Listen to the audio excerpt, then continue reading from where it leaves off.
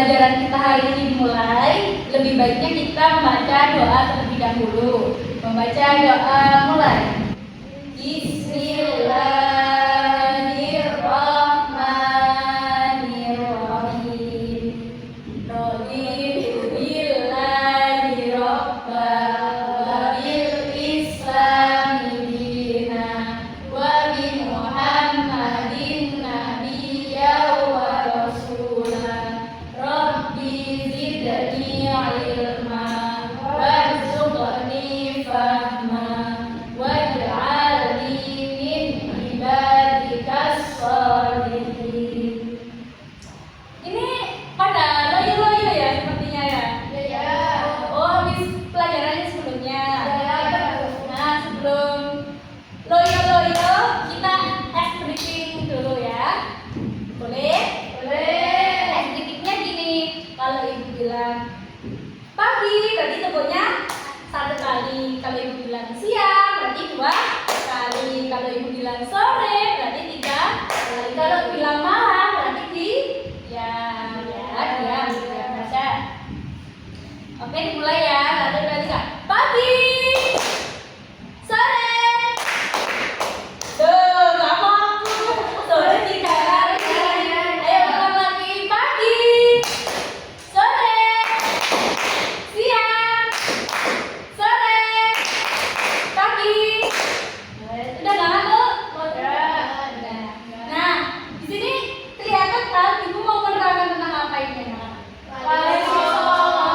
Nah, Wali Songo. Apa sih yang kalian ketahui tentang Wali Songo ini? Dakwah di Apa yang keras? dakwah di Nusantara Ibu. Di Nusantara itu maksudnya di apa? Nusantara Di Jawa. Di Jawa. Di Pulau Jawa. Apa? Agama Islam di Pulau Jawa. Ya, yang mengajarkan agama Islam di Pulau Jawa yang pertama kali. Ayo ada lagi? Gak ada. Ya, pokoknya beliau ini adalah orang yang pertama kali mengajarkan Islam di Pulau Jawa. Ada berapa itu? 9. Sama itu artinya 9 ada Jawa. Oke, lanjut. Nah, yang pertama Wali Songo pertama yaitu adalah Wali Songo pertama itu adalah Sunan Gresik. Dan Sunan Gresik ini nama aslinya adalah Maulana Malik Ibrahim, seperti kampus ibu ini adalah Maulana Malik Ibrahim. Terus Maulana Malik Ibrahim adalah wali tertua di Wali Songo. Jadi wali pertama kali di Wali Songo itu adalah Maulana Malik Ibrahim ini. Nah, yang menyebarkan Islam di Jawa Timur pada abad ke-14. Nah, ia mendirikan masjid dan pesantren di Gresik untuk mengajarkan Islam kepada santri dan juga penduduk di sana. Beliau wafat pada tahun 1419 Masehi dan dimakamkan di Gapura Waton, Gresik. Jadi kalau kalian mau ziarah ke Sunan Gresik, itu kalian bisa ke Gresik di Gapura Waton itu. Terus pendekatan dakwahnya apa? Yaitu yang pertama ada pendekatan pendidikan. Beliau mendirikan pesantren. Nah, pesantren itu komponennya ada apa aja sih? Ada masjid, ada tempat tinggal, terus ada Kiai, ada guru, ada ustaz, ada ustazah, ada santri. terus ada kitab, ada serokan, ada balangan atau bandongan biasanya itu ya. Nah, itu gunanya adalah untuk mendidik masyarakat pada saat itu. Nah, yang kedua adalah pendekatan sosial, jadi membantu rakyat secara ekonomi. Jadi orang-orang yang tidak mampu, beliau itu ikhlas membantunya, gitu. Paham kan? Yang ketiga ada pendekatan budaya. Jadi di Sunan Gresik itu sangat menghargai adat lokal di sana. Jadi kayak nggak menghilangkan kebiasaan orang-orang di sana, tapi beliau kayak lebih menyelubungkan agama Islam pada masa itu. Yang kedua ada Sunan Ampel. Sunan Ampel atau namanya adalah Raden Rahmat, lahir pada tahun 1401 Masehi dan wafat tahun 1481 Masehi. Dimakamkan di Ampel. Siapa tahu Ampel ini di mana? Surabaya. Surabaya. Siapa pernah ke Ampel? Saya. Semua ya, masya Allah. Nah, ya beliau ini menikah dengan Nyi Ageng Manila dan memiliki 4 anak, yaitu Maulana Makdum Ibrahim yang biasa disebut dengan Sunan Bonang, Syarifuddin atau biasa disebut dengan Sunan Derajat, Nyi Ageng Maloka, dan Syarifah istri Sunan Kudus. Paham ya di sini ya? Bisa membedakan ya? Syarifah itu siapa, Aska? Istri Sunan Kudus. Nah, pendekatan dakwah Sunan Ampel.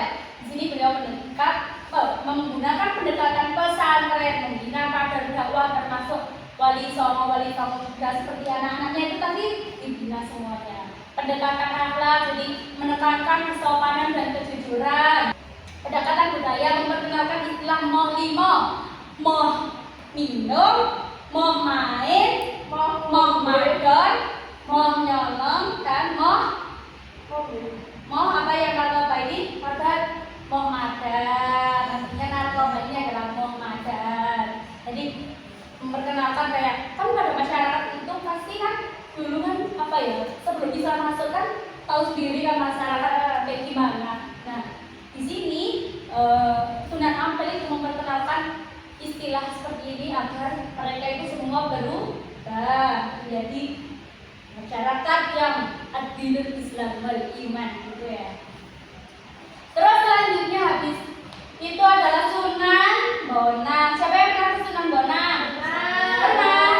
Di Sunan Bonang yang bernama asli adalah Maulana Makdum Ibrahim adalah putra dari Sunan Ampel yang pertama, lahir pada 1465 Masehi dan wafat pada 1515 Masehi. Ia belajar Islam dari ayahnya dan kemudian merantau ke Pasai untuk mendalami agama tersebut. Dan jasa Sunan Bonang sangat besar dalam penyebaran Islam. Kenapa? Karena pendekatan beliau ini melalui pendekatan seni dan budaya. Jadi menciptakan tembang Jawa bernuansa Islam seperti Tombo Ati. Tahu nggak tuh? Ada berapa kan Bati? 5. Bisa dicari ya.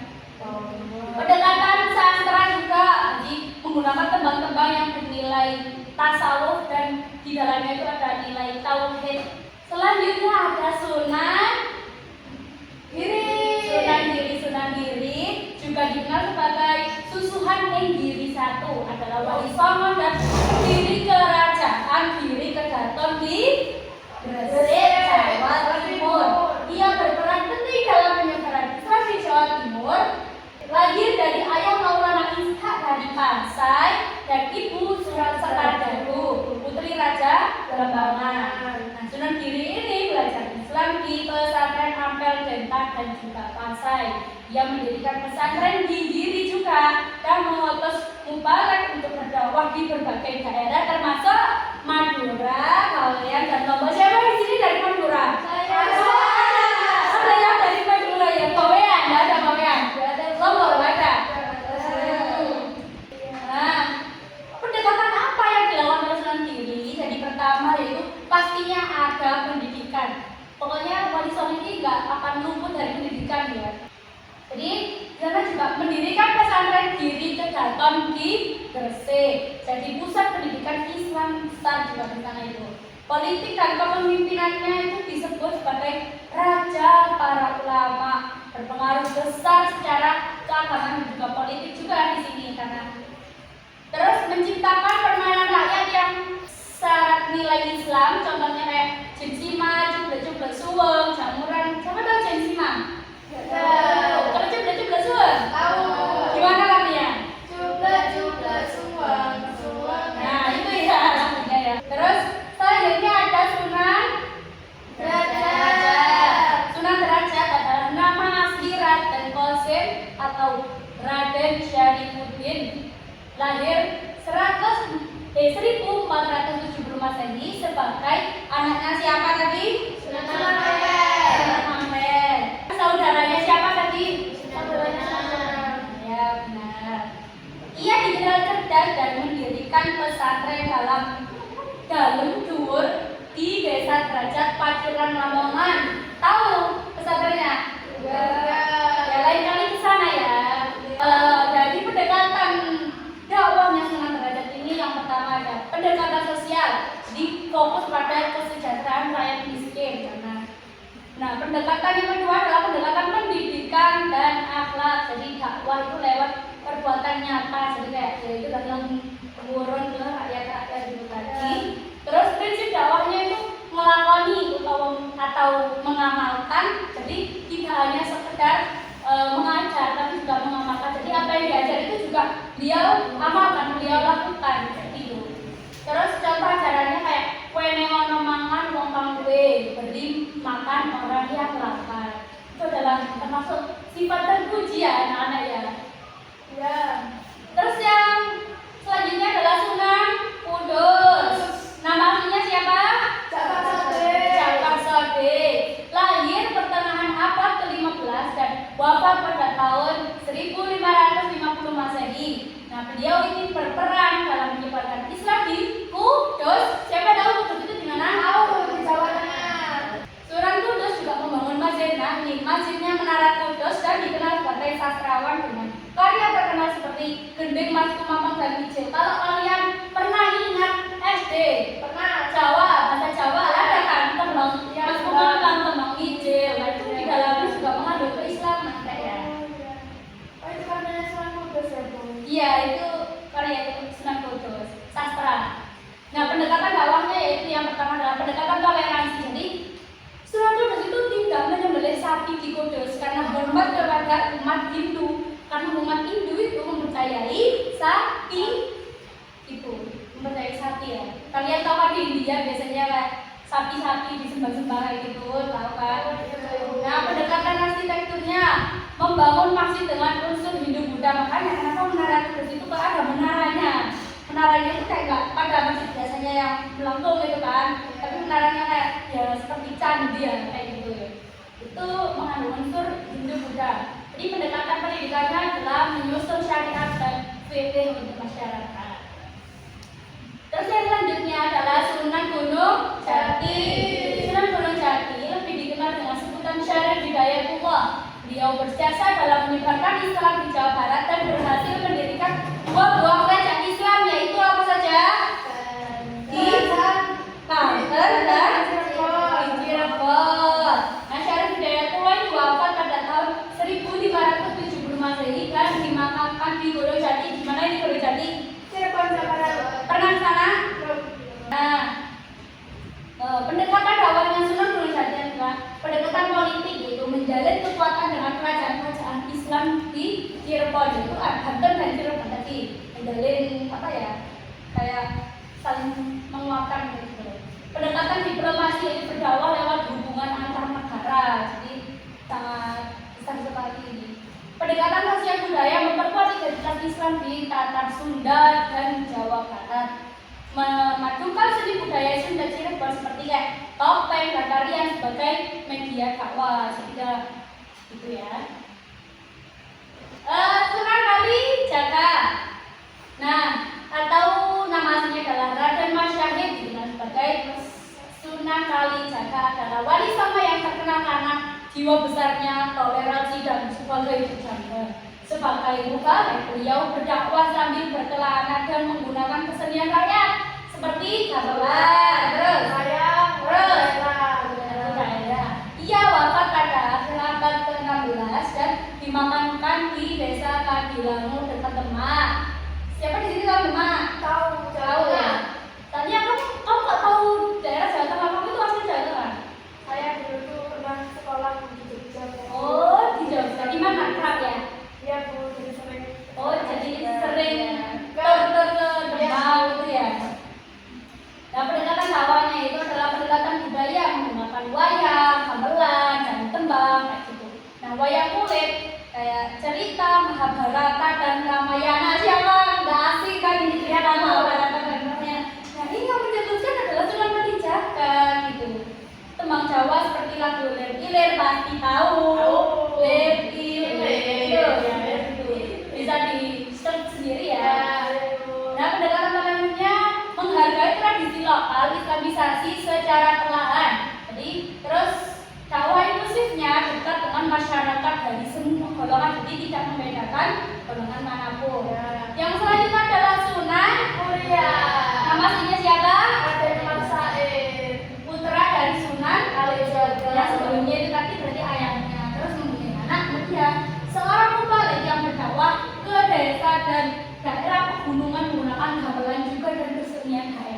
biasanya orang desa itu kan emang kayak cenderung lebih identik dengan kayak gitu ya. Beliau dimakamkan di Gunung Muria Utara, Kota Kudus. Tahu ini Mas Yaska ya? Tahu. Nah, pendekatan dakwahnya adalah pendekatan pedesaan berdakwah di daerah terpencil yang sulit dijangkau itu beliau ke situ. Karena pasti kan kayak orang kayak gitu tuh ini barangnya itu kayak nggak tersebar sampai ke situ. Jadi maka beliau ini yang dikhususkan itu yang terpencil. Nah, pendekatan kesenian rakyat dalam tembang dan alat musik ya, kayak tembang sinom, tahu kan ya kayak gitu. Nah itu tembang rakyat dan macam seperti sinom dan kinanti, tahu kan sinom dan kinanti? Kalau zaman SD bahasa Jawanya nih pinter ini pasti tahu ini ya, pinter semua alhamdulillah. Nah, pendekatan praktiknya mengajarkan Islam sambil bertani dan berdagang. Ya Allah, Masya Allah sekali ya. Nah, sudah selesai. Jadi selanjutnya Ibu akan mengasih game kalian tebak tokoh. Ya, mau ya? Mana tadi ya? Oke anak-anak, jadi di sini Ibu akan mengasih kalian tebak tokoh. Kalian harus menebak ini siapa ini ya?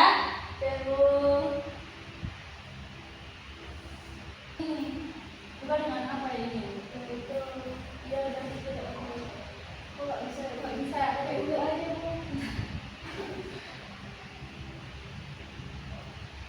Nah, ini siapa kalian harus tahu ini siapa? Saya Bu. Siapa? Sunan Ampel. Nah, Sunan Ampel. Sunan Ampel tadi mempunyai anak berapa? Ada berapa ya? 3. 4. Yang menjadi, maksudnya yang menjadi wali sama mama. Yang menjadi wali sama mempunyai anak berapa? 2. Dua. Siapa aja? Sunan Bonang sama Sunan Derajat. Bentar. Terus yang kedua adalah mana tadi ya? Bentar. Boleh aja.